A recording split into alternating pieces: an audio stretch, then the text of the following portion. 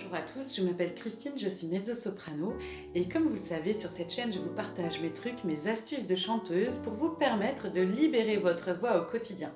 Dans cette nouvelle vidéo, je vous propose d'aborder le thème du développement de la voix, c'est-à-dire comment est-ce qu'on développe sa voix et dans quel but. Pour commencer, j'aimerais aborder les 6 points qui pour moi sont les plus essentiels quand on a envie de développer sa voix. Si je vous dis développement de la voix, à quoi pensez-vous? De mon côté, j'ai pensé à 2 paramètres qui me semblent vraiment incontournables quand on parle de développement de la voix.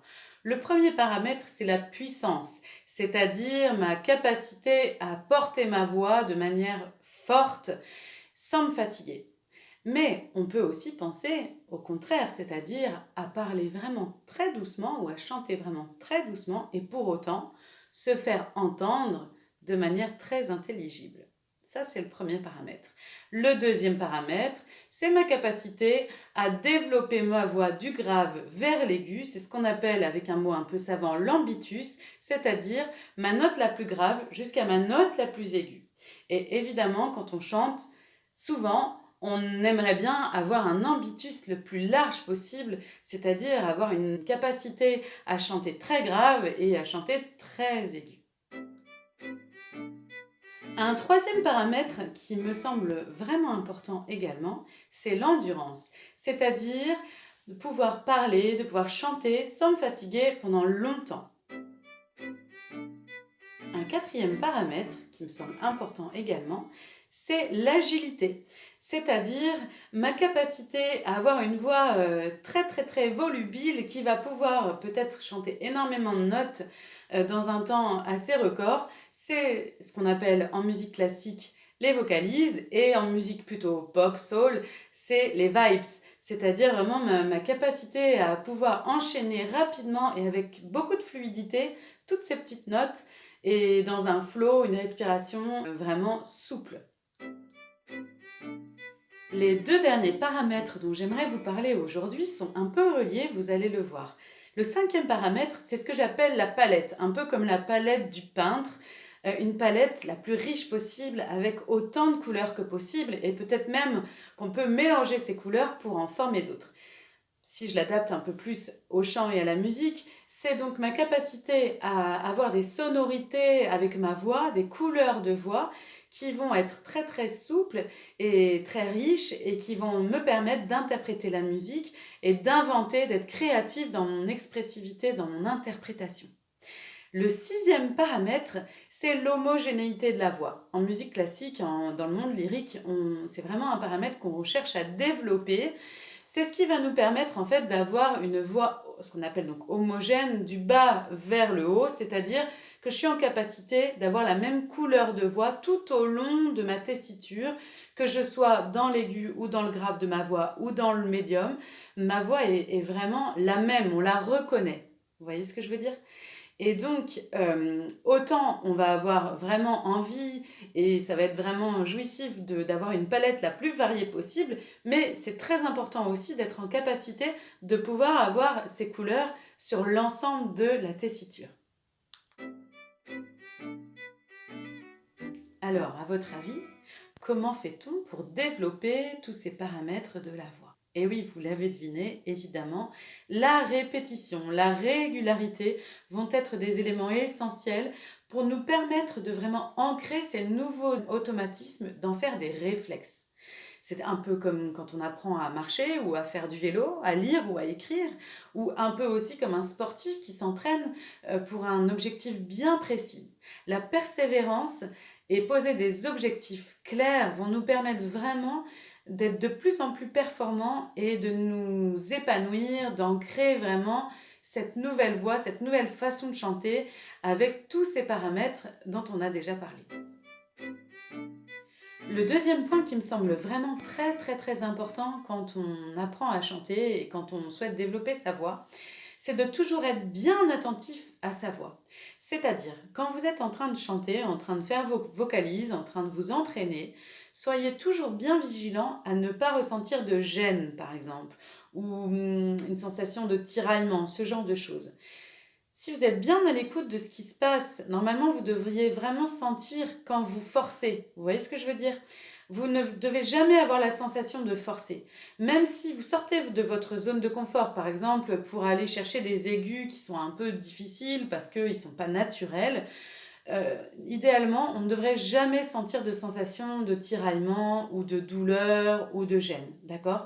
Ça doit toujours rester facile. Alors, ça peut être difficile au niveau de notre tête, j'ai envie de dire, c'est-à-dire, il peut y avoir des formes de peur qui arrivent, de peur de ne pas y arriver, ce genre de choses, mais physiquement, on doit toujours être dans le confort, ok? Ça, c'est très, très, très important. Un deuxième indicateur qui peut vraiment être super intéressant à observer, c'est quand vous avez fait une bonne séance de travail, soyez vraiment attentif quand vous vous réveillez le lendemain matin. Comment est votre voix? Si votre voix est bien claire au petit matin, quand vous vous réveillez, normalement, c'est que vous avez bien chanté la veille, c'est que vous n'avez pas forcé.